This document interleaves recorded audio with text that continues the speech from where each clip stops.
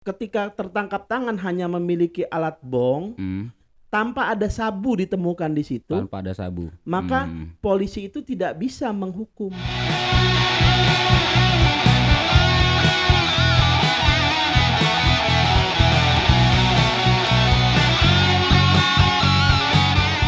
Bongkar bungkus, bongkar. Assalamualaikum warahmatullahi wabarakatuh. Salam sejahtera bagi kita semua.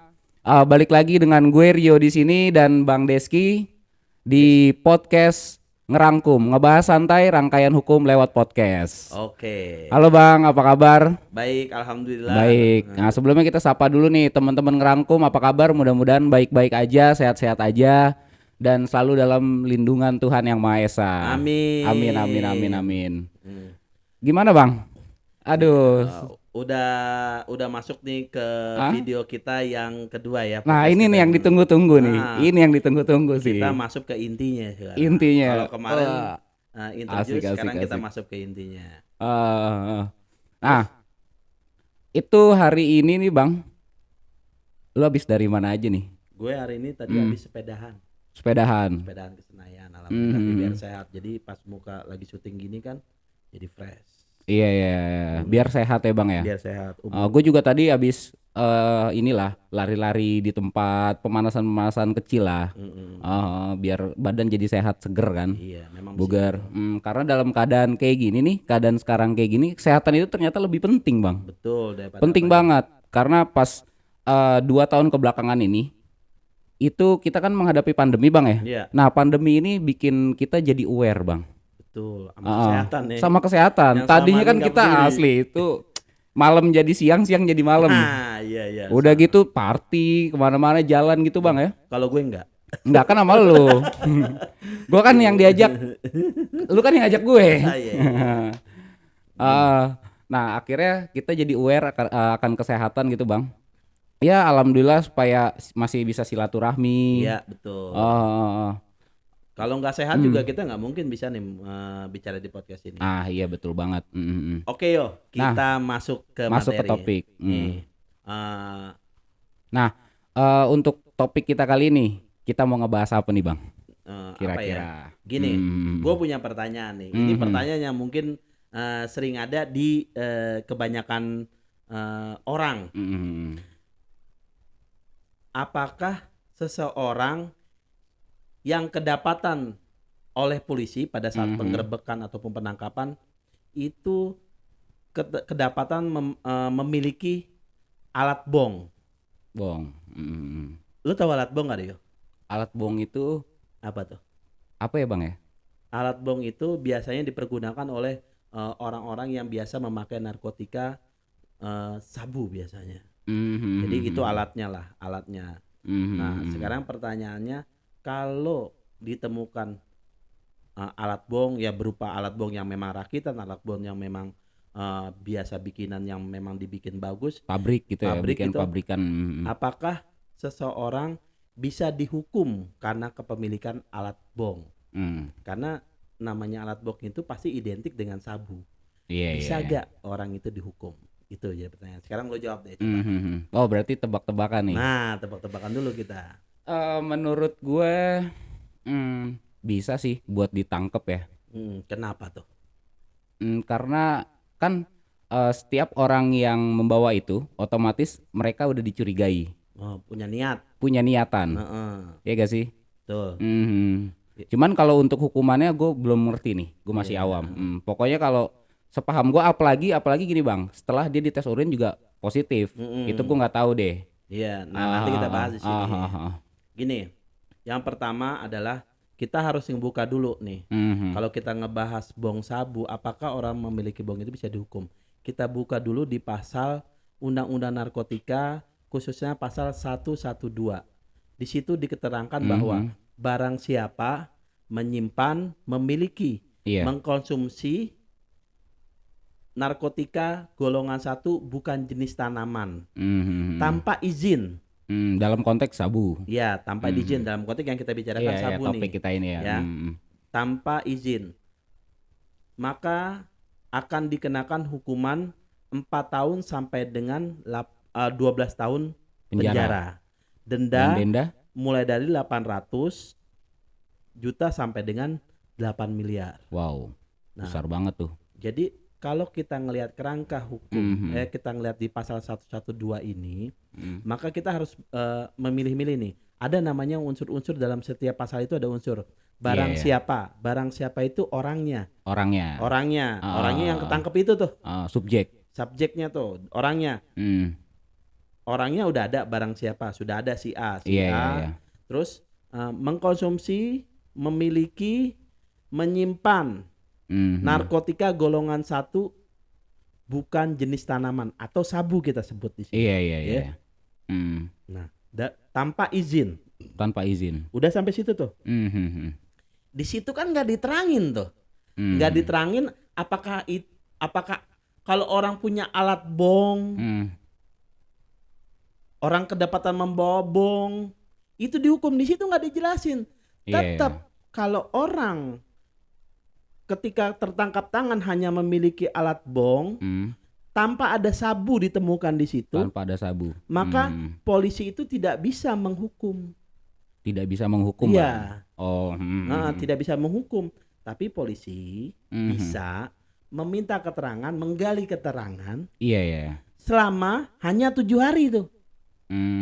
Kalau dia tidak bisa untuk menggali pengembangan ya Bang. Pengembangan. Kalau menggali pada saat pengembangan itu selama 7 hari dia tidak bisa menunjukkan bukti. Pokoknya 2 kali 3 hari lah. 3 hari berarti 6 hari. 6 hari ya. Jadi hari ke-7 dia masih bebasin kalau nggak ada terbukti. 6 kali 24 jam. Iya. Nggak ada sabunya tuh. Kalau cuma alat bong. Gitu. Jadi nggak bisa seseorang itu dihukum. Kan banyak sekarang kolektor-kolektor kan, anak-anak muda kan aneh-aneh kadang-kadang. Gue juga bingung kenapa anak-anak muda tuh sekarang suka koleksi alat bong gitu loh. Kalau memang alat bong yang mereka bikin memang buat narkotika, itu mungkin jadi masalah di situ. Iya, penyalahgunaan masuknya. Iya, benar. Maksud gue gini, penyalahgunaan itu tidak hanya dilakukan oleh orang yang memakai, tapi juga oleh oknum penegak hukum. Dalam hal ini kita bicara oknum kepolisian lah. Jadi tidak bisa serta-merta seorang polisi menghukum orang yang kedapatan membawa alat bong. Intinya itu nggak bisa dihukum. Karena kalau menurut gue gini, kalau bongnya aja bisa ditahan atau dihukum, otomatis kayak perangkat pendukung lain untuk melakukan pemakaian narkoba itu bisa juga dong, kayak korek. Iya, korek yang katanya itu kalau kita lihat korek yang apinya kecil gitu tuh. Terus polisi dengan itu bisa, nah dari situ polisi cuma bisa itu petunjuk loh di situ. Iya, berarti sebagai bukti petunjuk. Iya, ini bisa nih. Oh, lo berarti ini yang pakai korek-korek begini bisa dibilang lo pemakai nih. Iya. Padahal gini loh Bang, gue punya teman nih. Iya. Gue punya teman, dia pakai korek itu sengaja sama dia dibuat api kecil karena buat irit gas. Nah itu kan, jadi nggak boleh. Tadinya gue udah ini aja kan sama dia, udah curiga nih, lu nggak bener nih jangan-jangan nih kan, buat nggak bener nih. Enggak yuk, gue ini buat biar lebih irit aja gasnya gitu. Iya, orang kan bisa irit, bisa demen karena apinya bagus, gitu kan bisa aja. Jadi maksud gue gini, orang nggak bisa dihukum karena dia kedapatan memiliki alat bong, kedua korek juga. Ya, itu nggak bisa sama sekali polisi menghukum. Tapi polisi berhak melakukan menggali. Di situ untuk melakukan pengembangan. Dia bisa menggali itu hanya diberikan waktu. Itu selama 6 hari. Kalau lebih dari 6 hari, di hari ke-7, maka kalau tidak terbukti polisi harus ngelepasin. Wajib tuh. Harus dibebaskan. Kalau enggak, wah polisinya yang berabe, karena itu juga ditanyakan sama atasan. Polisi penyidik juga punya kanit, punya panitnya, punya kapolsek ataupun kapolresnya punya. Jadi mereka akan ditegur semua karena diberikan waktu 6 hari. Selama 6 hari itu polisi harus bisa menetapkan seseorang itu dijadikan tersangka atau tidak. Nah, gini Bang, kalau misalnya polisi menangkap seseorang dengan membawa bong sabu. Kebetulan bongnya doang ya. Bongnya aja. Sabunya ada apa enggak? Enggak ada. Enggak ada. Oke. Bong sabu. Bongnya aja nih Bang. Terus dilakukanlah pengembangan. Terus dia disuruh untuk tes urin. Ternyata hasil tes urin itu positif. Positif apa nih? Positif memakai sabu. Sabu, oke. Sabu. Itu kira-kira gimana, Bang? Menurut lo gimana? Kira-kira itu bisa dihukum apa enggak? Positif lo. Iya. Dia pemakai, sedangkan di pasal 1.2 itu pemakai. Kalau dari pembicaraan lo yang tadi itu juga termasuk bukti apa namanya ya, Bang ya? Bukti pendukung lah ya, Bang ya. Iya. Nah, kalau menurut gue nih tadi dari penjelasan lu, menurut gue sih udah nggak bisa. Karena ya masa polisi harus ngurusin itu sih, Bang ya. Air seni ya nggak sih? Iya, jadi kembali lagi seperti yang gue jelasin di pasal 112, barang siapa menyimpan, memiliki, mengkonsumsi narkotika golongan 1 bukan jenis tanaman tanpa izin. Ya, tanpa izin tuh balik lagi. Jadi di situ nggak disebutin. Tapi tadi ada konsumsi, Bang. Ada konsumsi di situ. Iya, dia siapa yang mengkonsumsi? kedapatan. Misalnya gini lah, gue contoh. Iya. Gue nyabu nih 5 hari. 5 hari yang lalu gue nyabu. Terus pas kedapatan, ditangkap, diperiksa lah, ada razia, diperiksa tes urin positif. Polisi nggak bisa nangkap gue kok. Iya. Karena polisi itu harus menangkap, pada saat dia nyabu mengkonsumsi, dilihat gitu loh. Oh, sedang kedapatan, tangkap tangan gitu. Mengkonsumsi namanya juga. Nah, dilihat tuh, ya bener lagi nyabu, ditangkap, ada barang buktinya. Kalau dia nyabu nggak ada barang buktinya, bisa aja dia tiup-tiup tuh, gitu kan, bisa aja kayak balon. Betul. Ya bisa aja gitu. Semua bisa aja. Maksud gue gini, biar para teman-teman ngerangkum. Iya, teman-teman ngerangkum ini jelas gitu loh. Lo sampai mana, sejauh mana, bahwa walaupun tes urin lo positif, tes urin tuh ada sekitar 5 atau 6 ya. 5. Jadi yang dicek itu apakah lo memakai marijuana, itu ganja maksudnya juga ya. Sabu, obat-obatan, amfetamin kayak gitu. Terus heroin itu ada 5 apa 6 ya, gua nggak tahu. Walaupun itu kedeteksi itu, Bang. Walaupun diceknya semuanya positif, iya. Lo tetap nggak bisa dihukum. Polisi tetap mesti menghadirkan tuh barangnya ada, karena sesuai dengan ketentuan pasalnya harus ada barang buktinya. Iya, betul. Karena cek urin nggak mungkin lah. Polisi tuh sekolah tinggi-tinggi. Dia pendidikan, kalau yang Bintara pendidikan 8 bulan sampai setahun, yang Akpol 3 tahun loh. Masa ngurusin air kencing? Kan harus ada itu alat buktinya. Kayak gitu. Jadi nggak mungkin lah. Jadi harus ada satu lagi, harus ada alat buktinya. Jadi kalau kawan-kawan ngerangkum, ada tetangga, saudara maupun teman-teman ketangkep di kepolisian, terus nggak ada barang buktinya nih. Nggak ada barang bukti. Nggak ada sabunya. Tapi lo abis nyabu nih. Iya, betul. Abis nyabu terus lo ketangkep nggak ada barang buktinya, itu lo nggak bisa dihukum. Bukannya berarti di sini gua ngajarin gini loh. Polisi juga harus mesti cerdas lah. Gue yakin polisi-polisi Indonesia ini pintar-pintar semua. Betul. Apalagi di Jakarta semenjak Kapoldanya ganti ini luar biasa nih. Semuanya serba profesional. Iya. Pak Kapolda sih luar biasa sih. Iya, makanya maksud gue gini, polisi juga biar kerjanya profesional. Kenapa kita memberikan edukasi gini kepada kawan-kawan ngerangkum? Kenapa tuh, Bang? Karena gini yo. Jadi seperti yang kita di waktu kita introduce konten. Iya. Di situ kan kita terangkan bahwa hukum ini seperti pisau Inggris, bisa ke kiri, bisa kanan. Jadi 2 tajam atau 2 mata tajam. Iya. Pisau bermata 2. Iya. Jadi hukum ini bisa dipergunakan, disalahgunakan. Yang morfin itu sebenarnya buat pengobatan. Iya, betul. Ya ganja itu buat pengobatan juga bisa, tapi disalahgunakan bisa. Nah, hukum ini juga bisa oleh oknum-oknum aparat penegak hukum, mulai dari polisi, jaksa, hakim, pengacara bisa maksudnya. Maksudnya jangan sampai disalahgunakan gitu loh. Dijadikan disalahgunakan, dimanfaatkan lagi. Untuk kepentingan pribadi lagi. Benar, untuk meres orang. Yang itu yang nggak boleh, maksud gue gitu loh. Orang kalau namanya orang menurut gue seorang pemakai narkotika itu sebenarnya bukan dia pemakai. Bukan. Dia itu korban. Iya. Kecuali dia ngejual. Itu bandar. Nah, itu lo mau tembak mati juga gue gue begini lah sama polisi lah.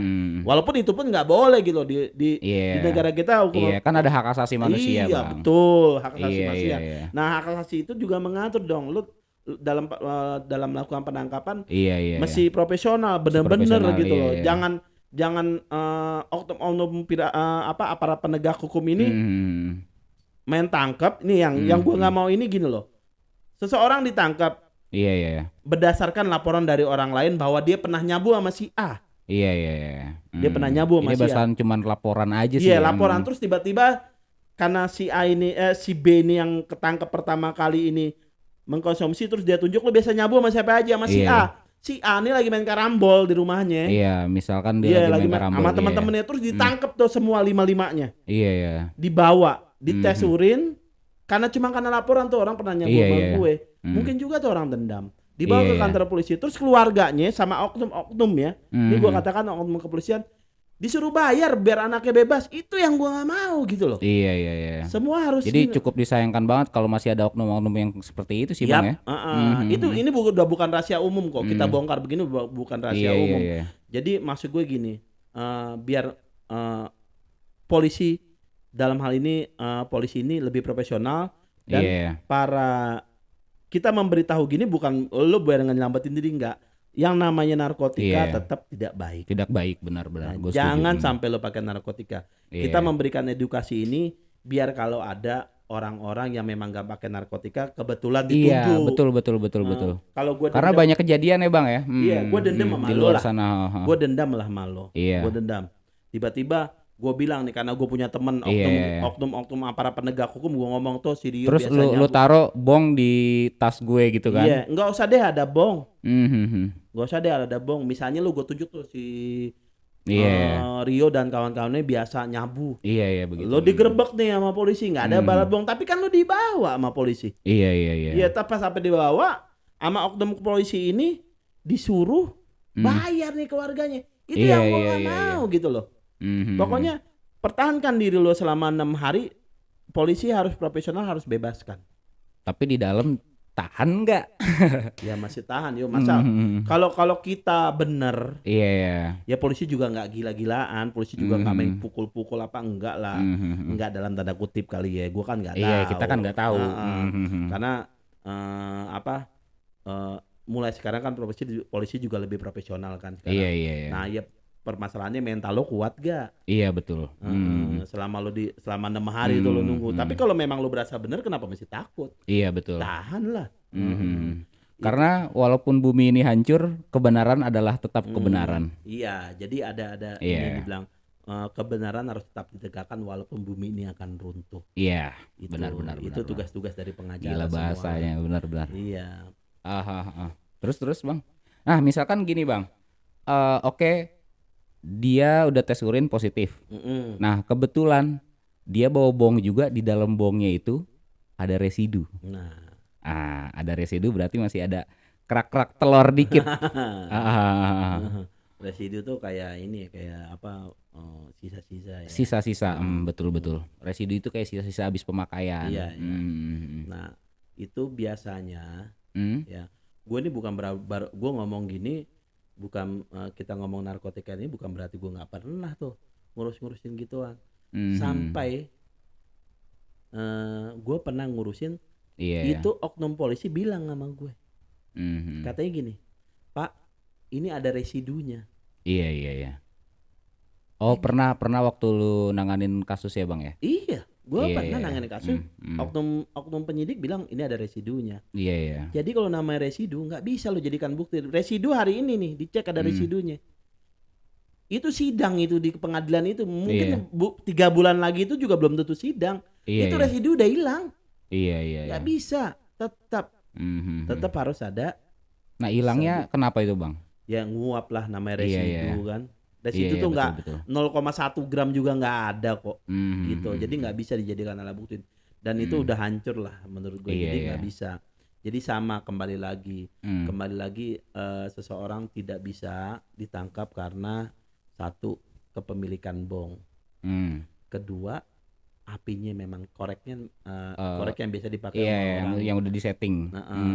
Terus ketiga juga kalau kedapatan walaupun nggak ada sabunya tapi tes urin lo positif tetap lo nggak bisa dihukum. Tetap nggak bisa dihukum dengan pasal 112 itu ya. Iya. Itu jadi apalagi tadi residu nggak bisa.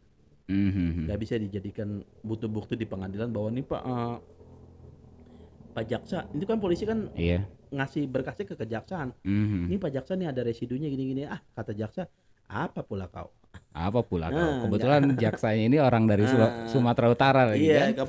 kebetulan jaksanya kuliahnya di Universitas Kristen Indonesia juga, di UKI juga mungkin ya kan. Jadi masih ala kita itu. Ala kita. Ya. Jadi nggak bisa. Jadi gini Bang, kalau misalnya kedapatan di tes urin itu kan positif. Orang tersebut positif habis menggunakan narkotika jenis 1 ya? Iya, sabu. Sabu. Nah, dia itu nggak bisa ditahan, tapi bisa kadang-kadang ada orang yang dilempar ke panti rehab. Nah, kira-kira kalau nggak ada alat buktinya, nggak ada barang buktinya, terus bisa gak dia dilempar ke panti rehab? Iya.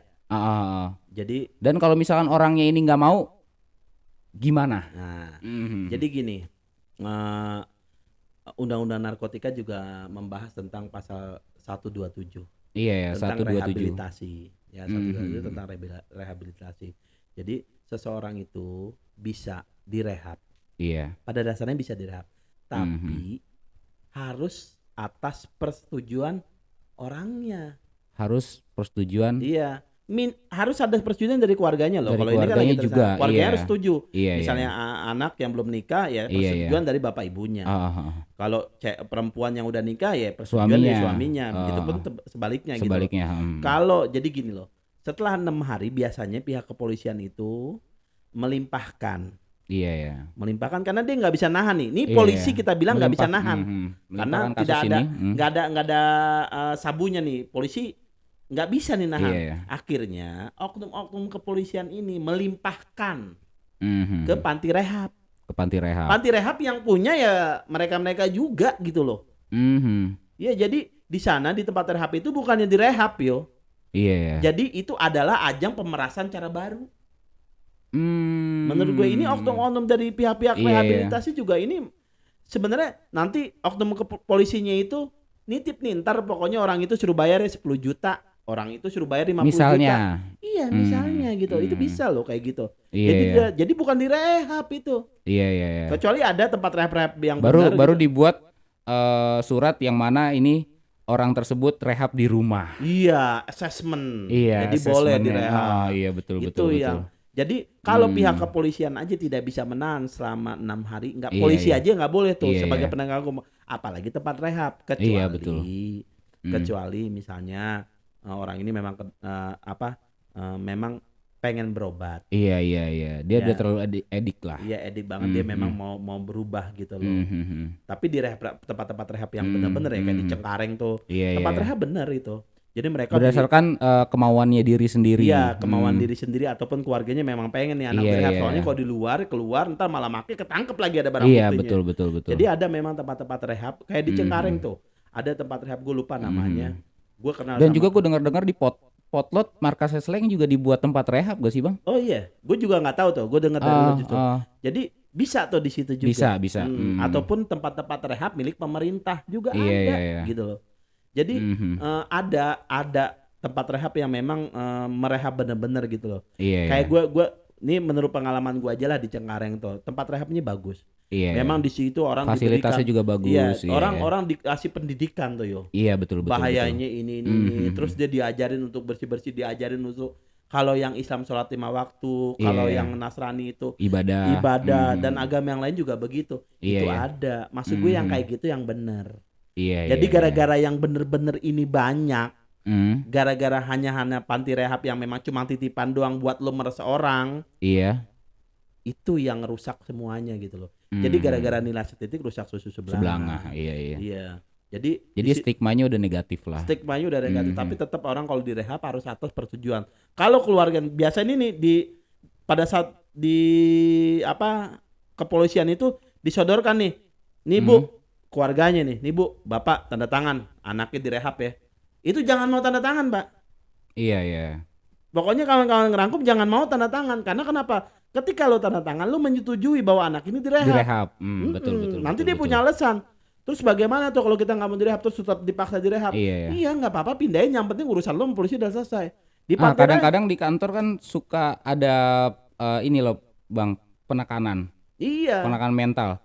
Kita dipaksa disuruh tanda tangan surat tersebut. Gitu kan. Gampang. Nanti di tempat rehab lo tinggal ngamuk-ngamuk aja di situ. Iya. Kalau susah lo bawa tuh wartawan. Iya, pers ya dari kawan-kawan. Karena sekarang pers. gini, kawan-kawan pers itu lebih tajam. Bilang aja gue akan ancam lo. Karena gini, gue nggak mau anak gue direhab.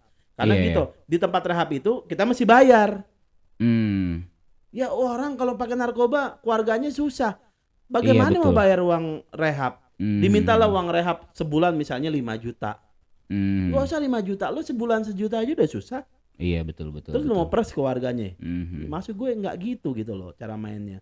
Jadi gini, kalau memang gratis nggak masalah. Iya. Tapi yang bahaya ini keluarganya dibilang ini di kantor ini, di kantor polisi ini. Ini anak ibu masih direhab selama 3 bulan atau 6 bulan. Ya. Sebulannya itu mesti bayar 10 juta atau 5 juta lah. Jadi ibu harus bayar di depan itu selama 6 bulannya, duit dari mana gitu loh. Iya. Nah itu kan namanya yang gue bilang pemerasan gaya baru. Jadi kalau udah di kantor polisi, oknum kepolisinya udah punya waktu selama 6 hari nggak bisa nangkep, maka di sini nih. Jadi diblandongin lah bahasanya. Diblandongin di panti rehab. Kalau untuk oknum-oknum polisi itu, kalau misalnya dia terbukti ada pemerasan di situ, terbukti dia bermain di situ, kira-kira kita akan kita bisa ngelaporin oknum polisi tersebut kemana ya Bang? Nah kalau itu bisa kita laporin ya, bisa apa enggak? Gitu, bisa atau enggak? Kita akan bikin di podcast kita yang lain, yang berikutnya. Iya, yang berikutnya. Bagaimana kalau ada polisi-polisi nakal? Iya. Oknum polisi yang ya kayak gitu-gitulah. Iya, udah seru nih. Nanti kita bahas nih. Yang pasti untuk kasus ini di pasal 112 tetap intinya harus ada sabunya baru kita bisa ditahan. Harus ada barang buktinya. Barang bukti. Jadi kalau nggak ada nggak bisa. Kalau nggak ada nggak bisa dihukum. Nggak bisa dihukum. Nggak bisa. Kalau ditahan bisa selama 6 hari. Itu pun nggak boleh diturunin ke bawah. Dibarengin sama yang udah tahanan-tahanan yang memang udah terbukti menjadi tersangka, nggak bisa. Dia punya tahanan sendiri minimal di tempat, punya ruangan sendiri lah. Gitu. Dan itu lebih manusiawi lah. Iya. Gitu. Tapi bukan berarti kita ini memberikan edukasi ini kita melegalkan segala perbuatan jahat. Enggak. Yang namanya narkotika kalau bisa lo jauhin. Say no to drugs. Say no to drugs. Hidup sehat itu lebih baik lah. Iya. Jauh lebih baik daripada lu harus pakai barang-barang kayak gitu. Iya, jadi kita bisa berkreativitas. Iya. Kreatif itu nggak harus lu harus pakai barang-barang gitu baru lu kreatif. Enggak, karena kreatif itu dari jiwa sendiri. Kalau jiwanya udah punya kreativitas, itu nggak usah pakai barang-barang kayak gitu tuh udah otomatis kita pasti kreatif gitu. Jadi kan gini kebanyakan orang-orang itu pakai barang-barang begitu tuh karena dia kurang percaya diri. Iya. Jadi kurang sih kadang-kadang gitu ya, kurang percaya diri. Mau dikenal gitu, mau masuk atau ke suatu dia lingkungan. punya mental health issues sih. Jaksel. Gue bingung. Serius.